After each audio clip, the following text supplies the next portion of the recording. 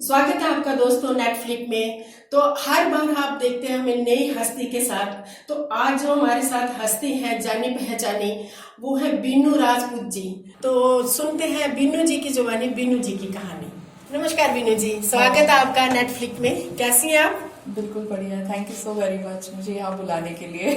बीनू जी, आपको तो कोई भी बुलाएगा, आपके वर्क को देख के, आपके काम को देख के तो कोई भी बुलाएगा। Binu ji, thank you so much. Thank you thank you thank you.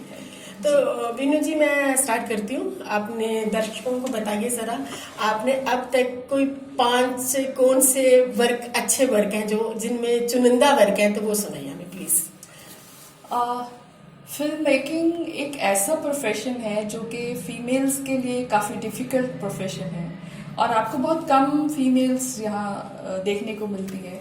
तो ये प्रोफेशन मैंने चूज़ किया क्योंकि मुझे फिल्मों से बचपन से बहुत प्यार था और उनका कॉन्सेप्ट और उनकी किस तरह से वो बनाई जाती हैं, ये सारी चीज़ें मेरे जहन में बचपन में ही थी। तो मैंने अभी तक बहुत सारी डॉक्यूमेंट्री फिल्म्स बनाई हैं, बट मैं कुछ चुनिंदा फिल्मों के बारे में आपसे बात करना चाहूँगी कि जैसे मेरी सबसे पहली डॉक्यूमेंट्री फिल्म थी बॉर्न टू डांस, जो कि बीनू जी, मैं थोड़ा सा कट करूंगी। जैसे कि अभी आपने बताया मुझे बचपन से शौक था, तो बचपन में कौन सी उम्र में आपने इसमें एंट्री किया और कैसे किया? पहले थोड़ा सा हमें ये रोशनी डालिए प्लीज बीनू जी। मुझे आज भी याद है, अगर आपको ध्यान हो तो दूरदर्शन में एक प्रोग्राम आता था लेखू उड़ान, उस समय यस। उड़ान कल्याणी। तो मैं जब वो सीरियल्स देखती थी हमेशा सोचती थी कि ये फ्रेम कैसे बनाया गया है, ये एक फ्रेम से नेक्स्ट फ्रेम पे कैसे जा रहे हैं, ये कॉन्सेप्ट कैसे जनरेट होता है, स्क्रिप्ट कैसे करते हैं, प्लस ये कौन से कैमरे से शूटिंग करते हैं जिसमें मूविंग इतने अच्छे वीडियो बनते हैं। तो ये महज मैं 4-5 साल की होंगी, ये तब की बात है। तो आप डायरेक्टर ही पैदा हुई थी। ये कह सकते हैं। तो वो चीज़ें, वो बारीकियां मैं बहुत बचपन से ही देखती थी कि ये सॉन्ग अगर रिकॉर्ड हुआ है तो ये किस फॉर्मेट पे रिकॉर्ड हुआ है, ये कैसे बज रहा है। तो ये एक टेक्निकलिटी के जो शब्द हैं शायद बचपन में ही मेरे दिमाग में, जहन में आ चुके थे और ये बातें मेरे पेरेंट्स को बिल्कुल समझ नहीं आती थी कि मैं किस लेवल की बातें कर रही हूँ, ये क्या है। तो उनको लगता था नहीं नहीं, लड़की का ध्यान टीवी में ज़्यादा है। इस तरह से ये सब चीज़ें मेरे जहन में बचपन में ही थी शुरू से। तो मैम, आपने पहला कौन सा प्रोजेक्ट किया जिसमें आपको और प्रेरणा ज्यादा मिली, जिससे आपको बहुत ज्यादा खुशी हुई कि मैं उस मंजिल तक पहुंच रही हूँ? मैं जब कॉलेज में, मैं HMV कॉलेज जलंधर से पढ़ी हूँ, हॉस्टल में रही हूँ, तो बहुत एक्टिव थी, बहुत हर कल्चर प्रोग्राम्स में, NCC में, हर इवेंट्स में अव्वल आना, अवार्ड्स की लंबी चौड़ी शेल्फ होती थी तो वो भरी रहती थी हमेशा। तो दूरदर्शन पे हम बहुत प्रोग्राम करते थे जिसमें उस समय मुझे बहुत ऑफर आए फिल्मों के, बॉलीवुड के, और क्योंकि कॉलेज में मॉडलिंग में भी हम छोटे मोटे करते रहते थे प्रोग्राम। तो जब मैंने वो रिकॉर्डिंग देखती थी मुझे लगता था नहीं, मुझे कैमरे के सामने नहीं आना है, मुझे कैमरे के पीछे रह के काम करना है। तो ये मेरा जो फोकस और जो मेरी क्लैरिटी थी ये तब से क्लियर था। अदरवाइज बहुत बड़ी बड़ी फिल्मों के भी मुझे ऑफर आए, जो मैंने कहा as a artist, as a actress मुझे बॉलीवुड में अच्छा खासा काम उस समय ऑफर किया गया था। माशाल्लाह, आज भी आप बहुत खूबसूरत है बीनू जी। उस टाइम तो आप कह डाती होंगी।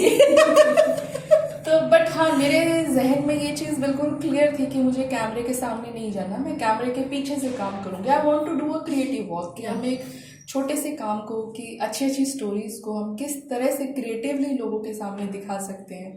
तो ये मेरा कॉन्सेप्ट शुरू से ही क्लियर था। और दिल्ली आने के बाद तो जब मैंने आगे स्टडीज़ की, आगे पढ़ी, तो आगे कोर्सेज किए, मैंने एजुकेशन कंप्लीट की, तो डॉक्यूमेंट्री फिल्म्स मेरा एक पर्सनल पैशन है, रिसर्च बेस्ड डॉक्यूमेंट्री फिल्म्स बनाना, जिसमें मैं बहुत ज़्यादा काम करती हूँ। तो इसी में महज बहुत कम समय में मैंने बहुत सारी फिल्म्स बनाई हैं, काफ़ी अवार्ड विनिंग फिल्म्स रही हैं। तो मैम, आप चुनिंदा उन फिल्मों के नाम बताएं जिनको अवार्ड मिले। ऐसी पहली कौन सी फिल्म थी जिसको अवार्ड मिला?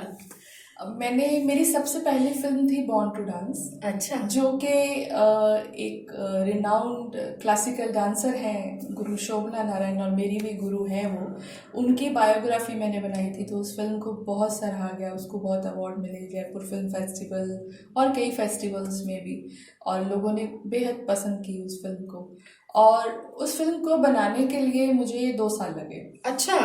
तो ये जब हम किसी को बोलते हैं कि एक डॉक्यूमेंट्री बनाने के लिए 2 साल, हाँ। तो थोड़ा लोगों को समझ नहीं आता। तो लोगों को लगता है डॉक्यूमेंट्री फिल्म में जस्ट एक प्रोग्राम रिकॉर्ड किया, उसके बारे में 2-4 चीजें बताई, जो भी आर्टिस्ट है मैम ये सब्जेक्ट बात मैं भी जानना चाहूंगी, हमारे दर्शक भी जानना चाहेंगे कि तो ये सच में 2 साल क्यों लगे?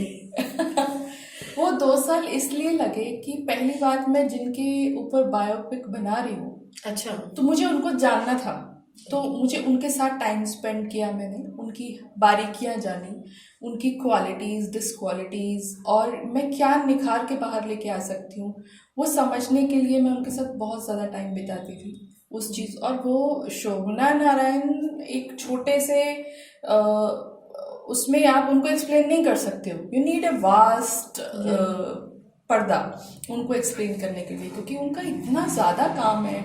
तो मुझे उसको जस्टिफाई करना कि वो उनकी पर्सनैलिटी के साथ, उनके वर्क के साथ एक जस्टिफिकेशन होना चाहिए। तो उसके लिए जब तक मैं सेटिस्फाइड नहीं होती हूँ, मैं कभी भी पोस्ट प्रोडक्शन में नहीं जाती हूँ। So I do a lot research work. तो रिसर्च वर्क मेरी हर फिल्म में रहता है, तो इसलिए मुझे इसको कंप्लीट करने में पूरे 2 साल लगे। तो मैम फिर उसको अवार्ड मिला? जी, उसको बहुत अवार्ड मिले। अरे फिल्म को, वो मेरी पहली थी और लोगों ने बहुत सराहा, क्योंकि एक आर्टिस्ट के ऊपर फिल्म बनाने के बहुत सारी चीज़ों का आपको ध्यान रखना पड़ता है। म्यूज़िक अच्छा होना चाहिए, क्योंकि वो इमिडिएटली उस चीज़ को कैच करेंगे, और उनकी काम करने का जो तरीका है, उनका स्टेप बाय स्टेप जो उन्होंने प्रोडक्शंस की होती हैं, तो एक तरह से हमने जो उन्होंने 30-40 साल में काम किया होता है, हमें उसको कंपाइल करके हाँ। एक अच्छी शेप देके लोगों के सामने हाँ, उसको प्रेजेंट कितनी करना होता है। ड्यूरेशन थी उसकी? 1 घंटा। 1 घंटे में आपको उसको प्रेजेंट करना था। हाँ। पूरे 40 साल को तो हाँ। उसमें टाइम लगा। और उसका म्यूजिक भी यशुदास जी ने बनाया था, जो लोगों ने बहुत पसंद किया था। यशुदास बीसी जी ने। जी, अरे जी, उनका नाम तो बहुत फेम है। और अच्छा, तो मैम जब आपको उसका अवार्ड, इतने सारे अवार्ड मिले, तो आपको तो और खुशी दुगनी होगी। हाँ, क्यों नहीं?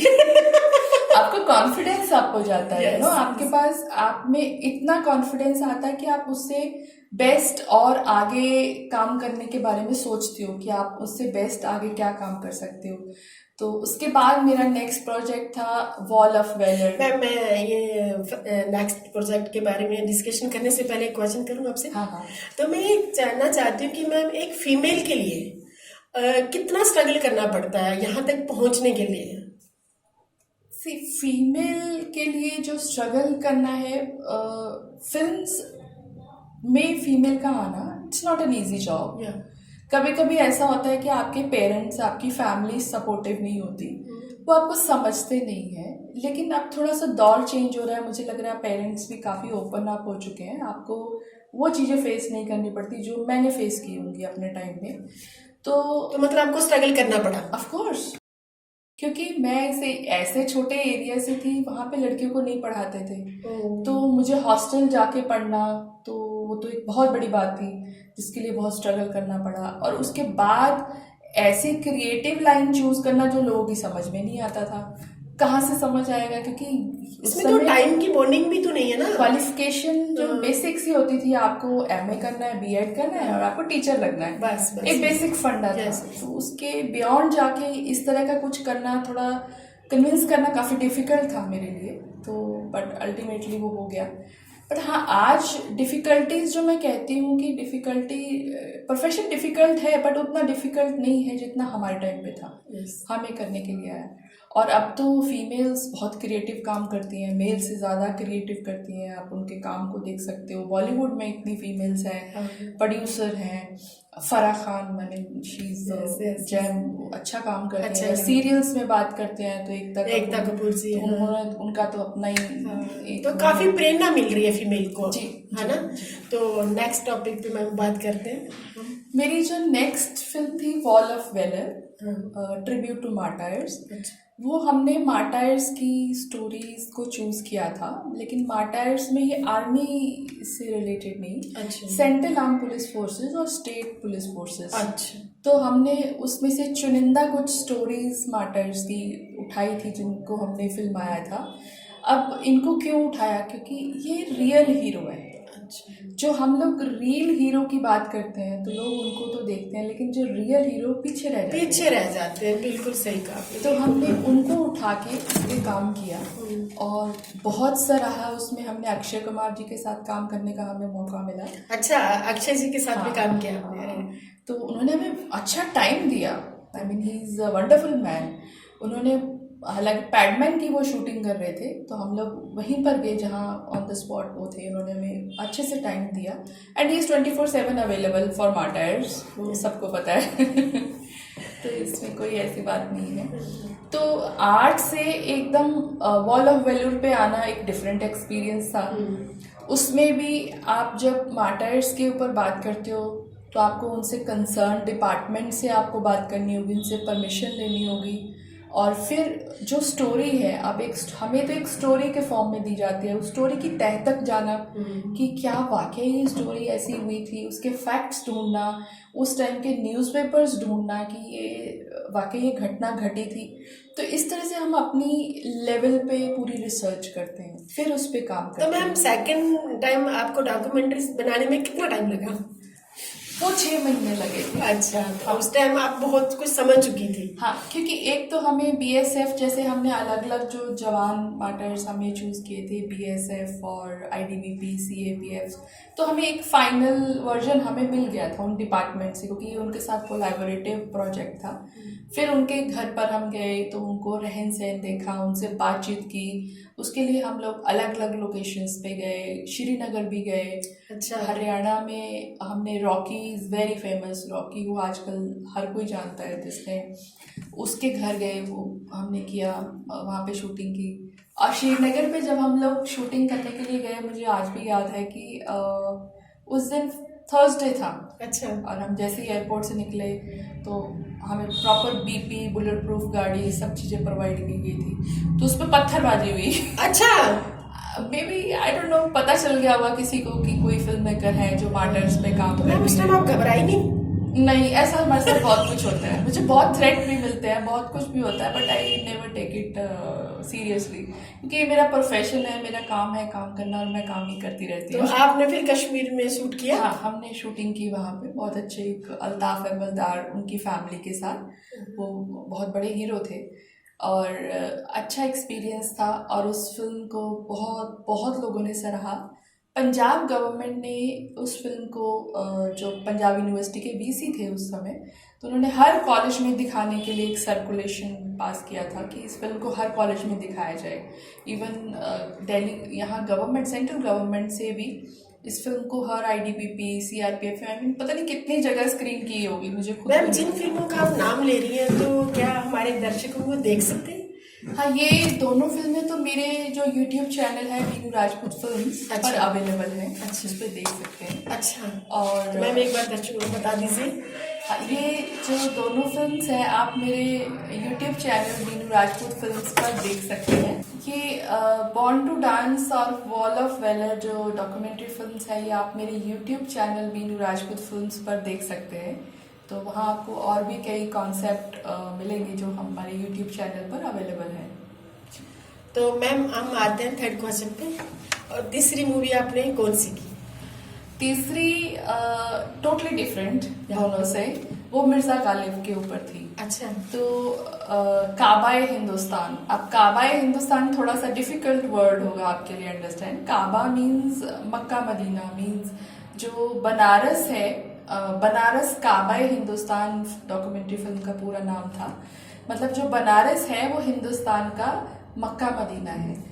तो ये गालिब 1800 लगभग 27-28 में बनारस गए थे और वो इतना प्रभावित हुए बनारस में कि वहाँ पे कुछ दिन उन्होंने बिताए और वहाँ उन्होंने एक मसनवी लिखी, चिरागे दैर। अच्छा, तो ये जो पूरी फिल्म है उसी पर बेस्ड है और वो फारसी में मसनवी थी। अब मुझे फारसी बिल्कुल नहीं आती।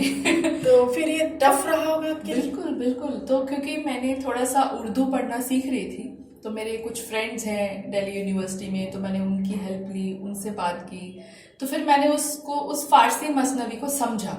मैम ये आइडिया आपको कैसे आया कि इतने टफ टफ कॉन्सेप्ट आप चुनती हैं? ये भी एक डिफरेंट स्टोरी है। शोभना दीदी का एक डांस प्रोडक्शन है चिरागे दैर, तो जब मैंने वो देखा तो मैंने उनसे क्वेश्चन किया था कि दीदी ये चिरागे दैर क्या है, तो उन्होंने मुझे एक्सप्लेन किया कि ये इस तरह से गालिब गए थे, इस उसमें गए, इस सन में गए थे। जो थर्ड फिल्म थी बनारस काबाए हिंदुस्तान, तो ये फिल्म का नाम था जो मैंने उस पर काम किया, वो टोटली डिफरेंट, पहली दो से तीसरा कॉन्सेप्ट उनसे बिल्कुल डिफरेंट था। तो ये चिरागे दैर एक मसनवी है गालिब की, जो 1827-28 में इन्होंने बनारस में लिखी थी, बनारस की तारीफ में। अच्छा। तो ये उसी पर बेस्ड फिल्म थी जिस पे मैंने काम किया। तो मैंने एक बार इसका आइडिया मुझे तब आया जब मैंने शोभना नारायण जो मेरी गुरु हैं उनका एक डांस प्रोडक्शन देखा चिरागे दैर। तो मैंने उनसे पूछा कि ये चिरागे दैर क्या है दीदी, तो उन्होंने मुझे एक्सप्लेन किया कि बनारस ने एक बहुत सुंदर मसनवी लिखी है, बनारस मिर्ज़ा गालिब ने एक बहुत सुंदर मसनवी लिखी है बनारस पर, तो ये उसी पर बेस्ड है। तो फिर मैंने उस मसनवी को समझा, उसको अच्छे से जाना, और वो पर्शियन में थी और मुझे बिल्कुल फारसी नहीं आती, तो मैंने अपने कुछ दोस्तों के साथ मिलकर, ये बहुत टफ रहा होगा? बहुत टफ, क्योंकि इसके लिए टफ कॉन्सेप्ट चुनती हैं तो आपको मजा आता है? हाँ, मुझे लगता है मैं खुद बहुत टफ हूँ, तो मुझे टफ काम करने में ज्यादा मजा आता है। बीनू जी है, ये तो कहने का बनता ही नहीं है कि आप टफ नहीं है, आप बहुत सॉलिड है। वुमेन्स के लिए एक बहुत बड़ा मैसेज है बीनू जी जो बोल रही हैं, इतने टफ कॉन्सेप्ट को लेके बनाती हैं, और अवार्ड लेना कोई छोटी बात नहीं है। तो उसमें ये टफ इसलिए था कि मुझे पढ़ना, मैं खुद नहीं पढ़ सकती, मुझे पढ़ने के लिए एक दूसरे बंदे की ज़रूरत है, एक्सप्लेन करने के लिए एक सेकंड पर्सन की ज़रूरत है। बट मेरे दोस्तों ने मेरा बहुत अच्छे से साथ दिया, उन्होंने अच्छे से इसको बताया, समझा। और सबसे ज़्यादा टफेस्ट पार्ट क्या था कि मैं राजपूत हूँ, हिंदू हूँ, और मैंने जो कॉन्सेप्ट चूज़ किया है वो मुस्लिम। तो अब मुझे इस पे बैलेंस बिठाना, इट्स रियली डिफिकल्ट, कि मैं कहीं मेरे से कुछ ऐसी गलती ना हो जाए जिससे तो जो एक्चुअलिटी है मैं उससे अलग कुछ ना दिखा दूं। मुझे इस प्रोजेक्ट में मेरे लिए सबसे ज़्यादा डिफिकल्ट ये आई कि मैं खुद एक हिंदू राजपूत हूँ, और मैं जिस प्रोजेक्ट पे काम कर रही थी वो मुस्लिम प्रोजेक्ट था, तो उसको बैलेंस करना वाज रियली डिफिकल्ट। तो डिफ़िकल्ट इसलिए था कि कोई मुझसे कोई गलती ना हो जाए, क्योंकि मुझे पारसी नहीं आती और मुझे उर्दू भी नहीं आता। तो पहले तो मैंने उसको समझा, उसको जाना। तो मैं गालिब इंस्टीट्यूट जाती थी, अपने फ्रेंड्स के पास बहुत टाइम बिताती थी, उस मसनवी को मैंने ऑडियो रिकॉर्ड किया, उनका मीनिंग रिकॉर्ड किया, फिर उसको समझा कि अच्छा ये है क्या कॉन्सेप्ट, फिर मैंने इसको फिल्म में उतारा। मैम ये सब करने के लिए कितने दिन लगे आपको, कितना टाइम लगा? कोई भी अच्छी, आपको अगर डॉक्यूमेंट्री फिल्म की बात करते हो तो आपको मिनिमम 6 महीने तो जरूर लगेंगे, आप उससे कम में काम नहीं कर सकते हो। तो रिसर्च बेस्ड है, डीपली जाना पड़ेगा आपको। एग्जैक्टली आपको आपको स्क्रिप्टिंग फाइनल करने के लिए तो 1-2 महीने लग जाते हैं आपको, फिर शूटिंग, फिर पोस्ट प्रोडक्शन, तो इस तरह से पोस्ट प्रोडक्शन की बात जब आती है तो हम थोड़ा सा फोर्थ क्वेश्चन करने से पहले मैम से पोस्ट प्रोडक्शन के बारे में जानना चाहते हैं। मैम पोस्ट प्रोडक्शन क्या है? जब हम लोग रिकॉर्डिंग के बाद, फिल्मिंग के बाद, हम लोग पूरा डाटा फुटेज जो भी हम 2-4 थोड़ा सा फ्री हो जाते हैं कि हमने कर लिया करने के बाद जब हम ऑफिस में टेबल पे लेके अपनी जो भी हमारा एडिटिंग टेबल है, एडिटिंग टेबल पे लेके बैठते हैं, तो वहां से हमारा पोस्ट प्रोडक्शन की जर्नी शुरू हो जाती है। तो उसको एडिट करना, स्क्रिप्टिंग, उसका म्यूजिक और उसका कलरिंग, ये सब बात की चीजें। मैम जैसा हमारे शूट में इतनी मेहनत करती हैं आप, तो पोस्ट प्रोडक्शन में भी क्या इतनी मेहनत होती है? हाँ, पोस्ट प्रोडक्शन की मेहनत थोड़ी डिफरेंट होती है। अच्छा। उससे हालांकि कम होती है, जो आप शूटिंग और स्क्रिप्टिंग में करते हो उससे आप 50% कह सकते हो, बट हाँ मेहनत है वो भी। अच्छा। क्योंकि उसमें आपका स्क्रिप्ट लूज नहीं होनी चाहिए, आपकी एडिटिंग लूज नहीं होनी चाहिए, आपका कॉन्सेप्ट क्लियर होना चाहिए, जो आप कन्वे करना चाहते हो ऑन स्क्रीन वो क्लियर होना चाहिए, आपका मॉरल, आपका फंडास, आपकी स्क्रिप्ट लाइन क्लियर होनी चाहिए, तो वो भी एक अपने आप में एक चैलेंज है। तो मैम फिर आपने वो प्रोजेक्ट पूरा कर दिया? या वो भी प्रोजेक्ट बहुत पसंद आया। पहली फिल्म है जो चिरागे दैर किसी ने गालिब की इस मसनवी पे बनाई, जो कि बनारस में मुझे सबसे ज़्यादा सब लोगों ने सराहा, स्पेशली उर्दू और फारसी के लोगों ने। फॉरेन में भी ये फिल्म दिखाई गई, सबको इतनी पसंद आई कि उसकी ऑथेंटिसिटी में एक पॉइंट कोई क्वेश्चन भी नहीं उठा सका, क्योंकि मैंने उसको इतना सुंदर तरीके से पिरोया और किसी ने कोई क्रिटिसिज्म नहीं की। वो लोगों को लगता था कि जैसे मैं मसनवी खुद से जानती हूँ। आपकी मेहनत रंग लाई। तो मेरे लिए ये काफी बड़ा कॉम्प्लीमेंट था। जिसके बाद तो आपका कॉन्फिडेंस और बढ़ गया, बढ़ जाता बढ़ गया, करने बढ़ के गया। लिए। तो फिर मैम आपने नेक्स्ट के लिए हम बात करते हैं। नेक्स्ट फिल्में तो और कई बहुत सारी हैं उस बीच मैंने बनाई, बट अगर एक डिफरेंट कॉन्सेप्ट की अगर मैं बात करती हूँ तो एक फिल्म मैंने बनाई बियॉन्ड बिलीफ, जो कि विजुअली इम्पेयर्ड जितने भी फेमस लोग हैं उनको लिया गया था। जनरली आम लोगों की बड़ी अच्छी सी एक अवधारणा है, अगर कोई देख नहीं सकता, सुन नहीं सकता है, चल नहीं सकता तो थोड़ा बेचारा, थोड़ा अलग तरीके से ट्रीट करते हैं। तो मुझे चीज़ों का नेगेटिव पार्ट दिखाने में कोई इंटरेस्ट नहीं होता। I am very positive person, तो मैं चीज़ों का पॉजिटिव पार्ट बहुत अच्छे से दिखाती हूँ कि नेगेटिविटी को कम करने के लिए पॉजिटिविटी बढ़ा दो। तो ये मेरा हमेशा कॉन्सेप्ट रहता है। तो उस फिल्म में मैंने इंडिया से अलग अलग रिनाउंड लोग जो सेटल्ड हैं विजुअली इम्पेयर्ड मैंने सिलेक्ट किए। कोई आर्टिस्ट भी थे, इंडियन क्रिकेट टीम के कैप्टन भी थे, तो ऐसे अच्छे अच्छे जर्नलिस्ट, तो ये सब मैंने सिलेक्ट किए। उन पे एक अच्छी खासी फिल्म बनाई, IAS ऑफिसर, तो उनकी पूरी स्टोरी दिखाई, उनका struggle, and believe me they are so happy.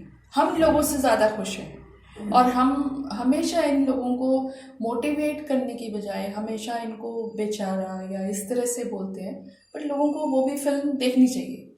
और जब वो मैंने दिखाई थी उसमें बड़ी बड़ी डिग्निटरीज थी, मिनिस्टर्स भी थे, हंसराज हंस जी भी आए थे उसमें। उन्होंने जो मुझे रिव्यू दिया था वो बहुत अच्छा था कि इतनी मोटिवेशनल फिल्म हमने नहीं देखी कभी भी। तो मेरे लिए तो ये मेरी जीत वही हो जाती है। Yes yes yes ma'am. तो आपका स्ट्रगल धीरे धीरे धीरे मंजिल तक पहुंच रहा है। हाँ, मैं समझती पहुंच चुका है। नहीं, अभी तो आप महान हैं मैम, इतना कुछ करने के बाद, इतने अवार्ड लेने के बाद। अब आप नया क्या करने वाली हैं? कोई नया धमाका? नए बहुत सारे धमाके हैं जो भी मैं करने वाली हूँ। तो इसी बीच पहले अभी मैंने आगे काम किया, मुझे मौका मिला धर्मेंद्र जी के साथ। अच्छा जी, अरे वाह। तो वो पंजाबी फिल्म है, सुरेंद्र कौर जी भी आप जानते होंगे, हाँ जी, सिंगर, उनको कौन नहीं जानता। उन पर बायोपिक बनाई जिसमें उनकी बेटी, उन्होंने बहुत हेल्प की मुझे बनाने में। तो वो भी एक अलग मेरे लिए कॉन्सेप्ट था। बस मैं भी पंजाबी हूँ तो पंजाबी फिल्म है तो बहुत इजी था इस चीज़ को अडेप्ट करना। बट उनकी रिसर्च, मैंने पूरी तरह से उनकी रिसर्च की। उनकी रिसर्च में मुझे कई नई चीज़ें पता चली जो कि लोगों को पता ही नहीं है, जैसे उनके बारे में। सुरेंद्र कौर जी के एक गाने में, हालांकि ये मेरी फिल्म का बहुत मेन कॉन्सेप्ट है, फिर भी मैं आपको बताती हूँ, हमारी लता मंगेशकर जी ने कोर्स दिया था। अच्छा जी, अरे जी, ये किसी को नहीं पता कि ऐसा भी था। तो उस समय लता दीदी अभी एंटर की थी और सुरेंद्र कौर जी रिनाउंड सिंगर थी। तो इस तरह से ये चीजें, आर्टिस्ट की कई बातें ना छुपी रह जाती। तो ये हालांकि बहुत बड़ी बात है, और अब तो लता दीदी को सब लोग जानते हैं, अब तो वो नहीं है इस दुनिया में। तो उन्होंने तो अपना मुकाम हासिल किया। और ऐसी कई चीजें थी सुरेंद्र कौर जी के गायकी की, कई सुंदर वैरायटी थी जो लोगों को नहीं पता, वो हमने उस फिल्म में अच्छे से दिखाया। धर्मेंद्र जी तो was great fan of Surendra Kaur. उन्होंने हमें बताया, जब हम उनके घर गए बॉम्बे में, हमने शूटिंग की, तो उन्होंने बहुत सारे किस्से हमारे साथ शेयर किए। तो धर्मेंद्र जी के साथ काम करके कैसा लगा मैम? बहुत अच्छा। कैसे है वो नेचर में? He is a wonderful man, wonderful. और मुझे लगता है कि बॉलीवुड में उनसे अच्छा कोई भी इंसान नहीं है। आई एम सॉरी टू से, बट वो बहुत हम्बल हैं। और आप उनके घर जाओ, वो जो एक पंजाबियत है वो उनमें झलकती है। बॉम्बे में भी जी, आप उनके घर जाओ, जो जैसे हमारे पंजाब में होता है, हमारी आव भगत और वो अपनापन, वो उनमें इतना ज़्यादा है, उनमें इंसानियत सबसे ऊपर है। बीनू जी जो कहना चाह रही हैं, जब बता रही हैं, तो ये मैसेज आता है हमारे दर्शकों को, हम कितने भी बड़े मुकाम पे क्यों ना पहुंच जाए, धर्मेंद्र जी का कोई छोटा नाम नहीं है। और देखो उन्होंने अपने देश की, अपने पंजाब की खुशबू वहां भी नहीं छोड़ी।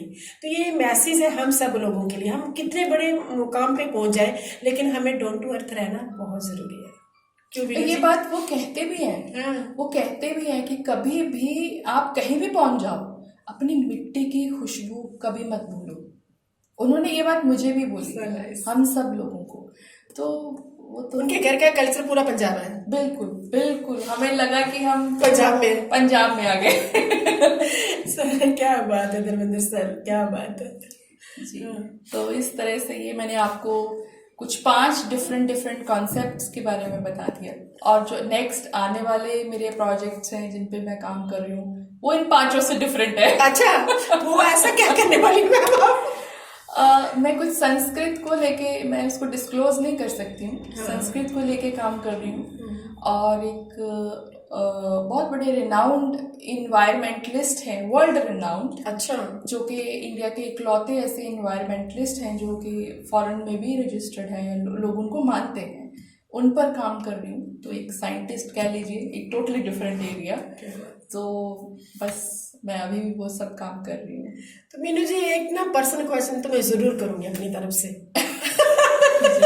इतनी खूबसूरत है बीनू जी और इतनी इंटेलिजेंट है, तो बीनू जी मुझे ये बताओ, अभी तक आपने शादी क्यों नहीं करी? शादी, मुझे लगता है मैं शायद अपनी लाइफ, मैं बनी इसलिए हूँ कि मैं अपनी लाइफ काम को डेडिकेट कर अरे सकूँ। वाह, क्या तो बात है। मेरी लाइफ का मेन मकसद मेरा काम है। मेरी शादी कैमरे काम इससे हो चुकी है। बीनू जी की शादी कैमरे से हो चुकी है। हाँ, बिहाइंड द कैमरा रहना बट मुझे ज्यादा पसंद है।